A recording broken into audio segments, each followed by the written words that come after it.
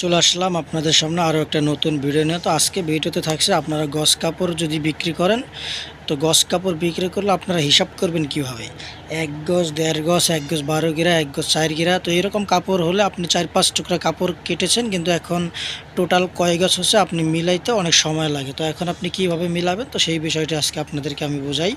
তো প্রথম মনে করেন আপনি 1 টুকরা বিক্রি করছেন 1 গজ 4 গিরা। তো 1 গজ 4 গিরা কীভাবে উঠাবেন বা কিভাবে হিসাব করবেন, তো সেটাই আজকে দেখাচ্ছি।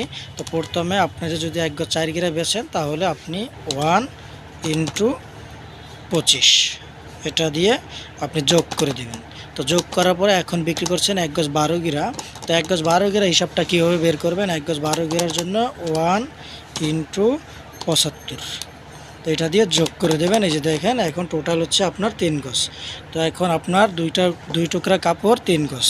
তো 3 গজ এখন আপনি 1 গজ 4 গিরা, 1 গজ 12 গিরা। তো এই হিসাবটা আপনারা পেয়ে গেছেন। তো এখন এটাকে কি করতে হবে, এটা দাম বিক্রি করলে মনে করেন 80 টাকা গজ। তো আমরা যেটা বিক্রি করি 80 টাকা গজ। তো 80 টাকা গজ যদি বিক্রি করেন, তাহলে এখন তিন গজ দিয়ে আপনি গুণ করে নেবেন। গুণ করার পরে এখানে চাপ দিবেন, আপনি 80 উঠাবেন। এই যে 80 উঠাইলাম, ওঠার পরে এটা যোগ করবেন।